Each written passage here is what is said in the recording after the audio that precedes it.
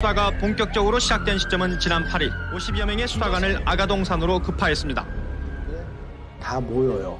그래서 김기순의 설교를 듣는 거예요. 파견받은 경찰관. 저도 같이 현장에 갔고요. 여기 사람들은 막 못 들어오게 막고 있고 막 문마다 막 다 그렇게 막 싸우고. Di episode berikutnya, In the Name of God Holy Betrayal, episode Taman Bayi, pimpinan Nagaya Kim Ki-son, part 2. Welcome to NS TV. Untuk para NScribe, jangan lupa subscribe dulu ya, biar enak nontonnya. Berawal dari Choi Nak-gui, bocah 5 tahun yang sudah lama meninggal akibat dirajam di taman bayi. Setelah 10 tahun yang lalu, sang ayah bernama Choi Min-ho putus asa terhadap kelakuan sekte taman bayi. Choi Min-ho membuat petisi yang mengusut kematian anaknya 10 tahun yang lalu di dalam sekte ini. Dan dari petisi inilah bermunculan korban-korban lainnya.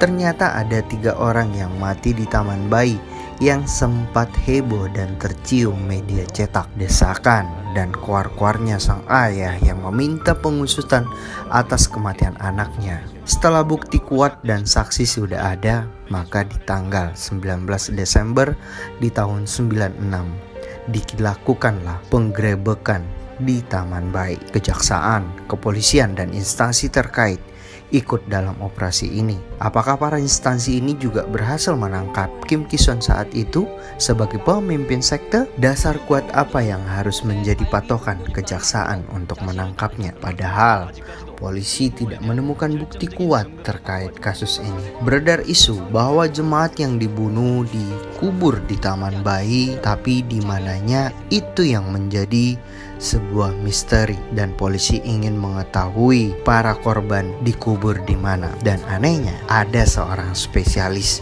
yang memang tugasnya menguburkan mayat-mayat yang ada di taman bayi. Ini kisahnya. Kasus di tahun 87 tentang kasus terbunuhnya anak 5 tahun yang sempat menguak ke media. Kasus di mana Kim Ki-son dituduh telah banyak menganiaya pengikutnya dengan cara dipukuli, ditelanjangi, hingga kukunya dicopot jika tidak ada yang patuh kepadanya. Selain kasus Choi Nak-gui, ada kasus lain yang menghebohkan juga. Banyak kematian yang misteri di tempat ini. Banyak jemaat yang hilang, tidak tahu keberadaannya. Yeon Yong-un salah satunya, gadis muda cantik yang mengaku berdasarkan kesaksiannya ayahnya mati di taman bayi di tahun 88.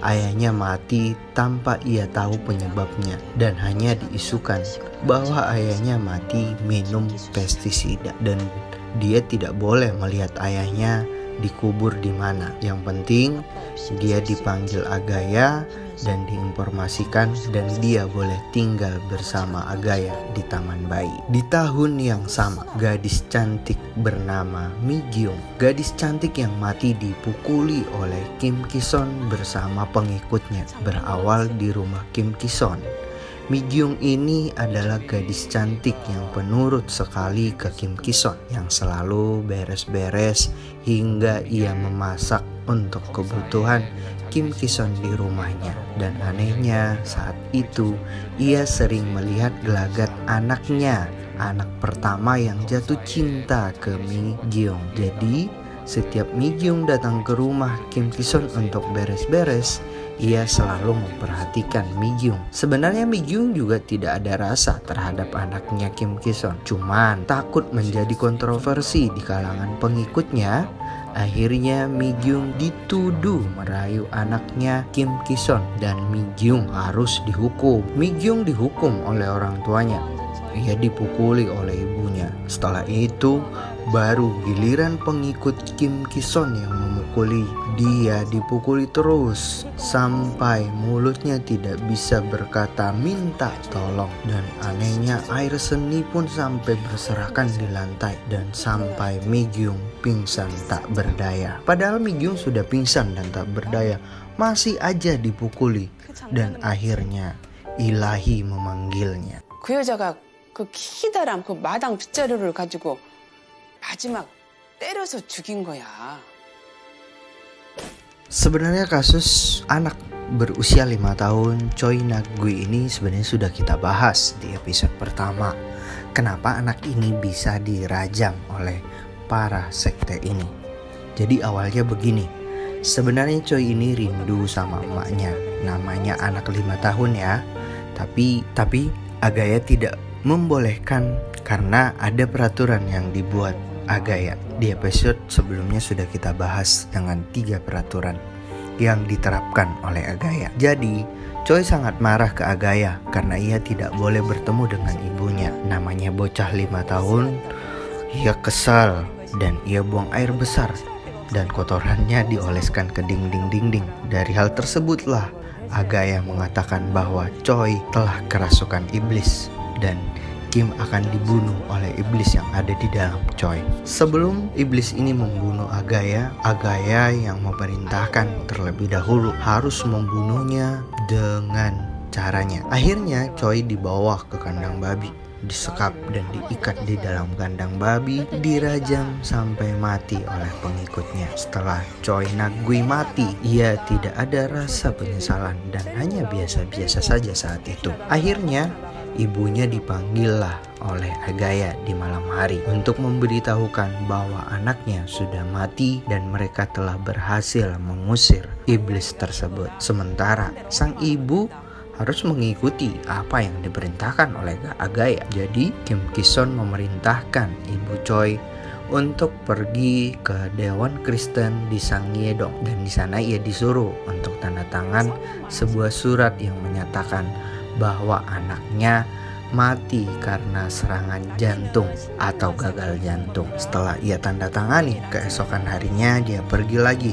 mengurus surat kematian anaknya di kantor layanan publik Korea. Sebenarnya orang pelayanan publik juga curiga atas pernyataan bahwa anaknya mati karena serangan jantung. Dari mukanya terlihat sepertinya ibu ini biasa-biasa saja dan tidak ada rasa sedih melihat anaknya mati. Nah, setelah selesai, ia pulang lagi ke Taman Bayi dan dia menyaksikan anaknya dikremasi yang dibantu oleh jemaat lain.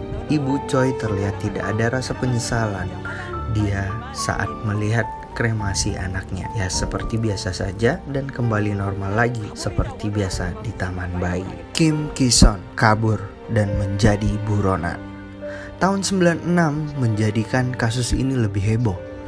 Choi Min-hung sebagai ayah yang putus asa terhadap sekte ini, ayah Choi terus berkuar-kuar dengan petisi yang dia buat. Dan akhirnya dia didengarkan oleh kejaksaan, kepolisian dan instansi terkait. Akhirnya mereka mengumpulkan bukti dan setelah cukup bukti kuat dari para saksi, mereka langsung menggerebek Taman Bayi saat para jemaat mengadakan ritual keagamaan di malam hari. Son Buk sebagai tangan kanan dari Kim Ki-son melihat situasi sudah kacau balau. Ia berhasil membawa kabur Kim Ki-son saat penggerebekan terjadi dan menyuruh Kim Ki-son kabur dari ruang bawah tanah dan bersembunyi untuk beberapa hari, dan akhirnya polisi gagal menangkap Kim malam itu. Polisi terus menyelidiki kasus ini, mencari bukti-bukti kuat di Taman Bayi. Saat mereka melakukan penggerebekan itu, ternyata mereka menemukan uang yang bertumpuk-tumpuk di dalam kardus di dalam kamar Kim Ki-son. Barang-barang mewah dan barang-barang koleksi Kim Ki-son juga tersimpan di kamarnya. Polisi, kejaksaan dan instansi lainnya mencari Kim Ki-son ke seluruh sudut kota selama berhari-hari hingga diterbitkan menjadi DPO. Media-media juga mengabarkan terkait kasus dan hilangnya Kim Ki-son. Selebaran juga disebar, tetapi mereka tidak menemukan Kim Ki-son ada di mana dan bersembunyi di mana. Sementara Son Buk sebagai tangan kanan pribadi mencari pengacara kondang untuk bisa membebaskan Kim Ki-son dari tuduhan tersebut. Polisi menanyakan ke jemaat yang mereka tangkap, menanyakan ke jemaat yang menetap juga di Taman Bayi, dan mereka juga menanyakan orang-orang terdekat. Tapi mereka tidak mau memberitahukan keberadaan Kim Ki-son, dan akhirnya menemukan salah satu saksi yang mengurus kematian Choi bernama Yeon Bang-soo. Yeon Bang-soo ini adalah salah satu jemaat Taman Bayi yang mengurus jenazah jika ada yang mati di Taman Bayi, dan pastinya Yeon Bang-soo lah yang sudah mengkremasi Choi Nak-gue. Terus mayat Mi-gyung gimana? Mayat Mi-gyung tidak tahu. Yeon Bang-soo laki-laki yang pendiam dan tidak banyak tanya inilah yang menjadi saksi kunci di mana ia mengubur jasad Choi dan Mi-gyung. Polisi menginterogasinya sampai ia mengaku di mana ia menguburnya. Awalnya ia menyangkal semua tuduhan itu, dan akhirnya dia sudah terpojok dan tidak bisa menolak, dan akhirnya dia mengakui jasad mereka ditanam di Taman Bayi. Setelah korban-korban yang dipukuli hingga mati, ia diperintahkan mengubur mereka. Itulah yang dilakukan oleh Yeon Bang-soo. Dari kesaksian dari Yeon Bang-soo, 20 Desember dilakukanlah penggalian untuk mencari mayat tersebut. Yeon menunjukkan tempat-tempat mayat yang ia kubur.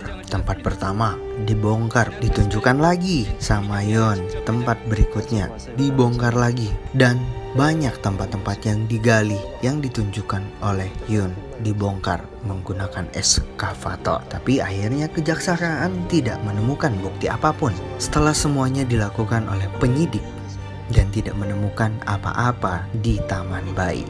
묻은 데를 그 사람은 아는 모양이에요. 우리 제정신이 아니었죠. 거의 그냥 뭐 사체를 발굴하는 것만이 유일한 가능. Dan setelah sekian lama bersembunyi, akhirnya Kim Ki-son menyerahkan diri ke kepolisian. Kim Ki-son datang ke kantor polisi di sore hari ditemani oleh pengawal dan pengacaranya. Semua media meliput kasus ini. Kasus ini menjadi pemberitaan di semua media nasional. Saat diinterogasi, Kim menyangkal semua tuduhan tersebut. Dia tidak pernah melakukan itu. Dia juga mengatakan bahwa anak 5 tahun tersebut tidak pernah tinggal di Taman Bayi. Dan dia juga mengatakan bahwa dia bukanlah pemimpin dari Taman Bayi. Semuanya bisa dijawab oleh Kim Ki-son. Dia menjawab semua pertanyaan kepolisian dan kejaksaan dengan tenang, serasa dia tidak memiliki dosa. Setelah Kim Ki-son selesai diinterogasi dan masuk ke tahap proses pengadilan, di saat di sidang pengadilan inilah Kim Ki-son membantah semua apa yang dituduhkan kepadanya, dan itu tidak berdasarkan fakta. Dan berikutnya, di sidang tanggal 1/97 Januari, Yeon tiba-tiba merubah pernyataannya. Jadi saat di pengadilan, dia bersaksi. Ia mengatakan semua yang dibeberkan diinterogasi oleh kejaksaan adalah bohong, dan semua kesaksian yang ia sebutkan di penyidikan itu atas desakan dari para penyidik kejaksaan yang ingin menghancurkan Taman Bayi. Yeon Bang-soo adalah seorang yang taat kepada Kim Ki-son yang mau merubah pernyataan di persidangan, yang membuat semua instansi terkejut dan kaget melihat kasus ini menjadi berubah. Dan setelah dicari tahu, Yeon ternyata sudah berbicara dengan Kim, dan dia akan diberikan sebidang tanah di daerah Icheon dengan syarat ia mau merubah pernyataannya saat proses persidangan dimulai. Dan selidik demi selidik benar, Yeon mendapatkan sebidang tanah yang tercatat atas nama Yeon Bang-soo. Di sidang berikutnya juga sama. Sebelum Kim menyerahkan diri, waktu itu dia ternyata memanggil ibu Choi ke persembunyiannya. Dia mempengaruhi ibu Choi juga, mengatakan sesuai dengan yang diperintahkan oleh Kim Ki-son. Kesaksian yang sama saat dia pergi mengurus kematian Choi yang dikatakan gagal jantung, karena bukti dan tanda tangannya ada. Dan di persidangan itu ia mengatakan memang benar anaknya mati karena serangan jantung dan bukan dipukuli oleh sekte ini. Dari pihak kejaksaan juga sebenarnya menjadi bingung, karena bukti kuat mereka hanyalah dari pernyataan dari para jemaat saja yang mau bersaksi atas kasus ini, dan buktinya tidak kuat karena barang bukti seperti mayat dan bukti lainnya tidak ditemukan di Taman Bayi. dan kejaksaan juga hanya berpatokan dari pelaporan para korban dan saksi yang melihat saja. Tapi anehnya, karena Ibu Choi sebagai korban melakukan pernyataan yang berbalik padahal anaknya sudah mati dan dia menyangkal atas tuduhan terhadap Kim Ki-son. Inilah bukti bahwa kuatnya sebuah doktrin.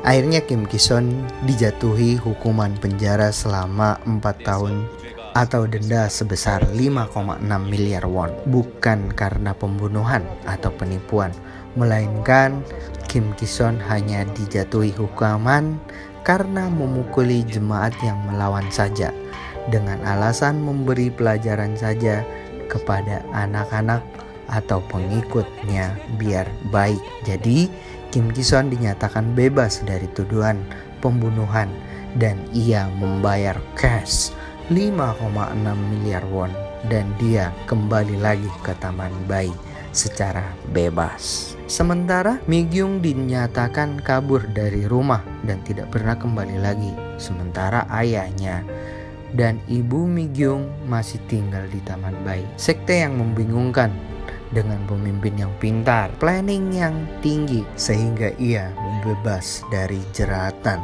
pengadilan. Terima kasih sudah menonton dan jangan lupa like, comment, dan subscribe channel ini.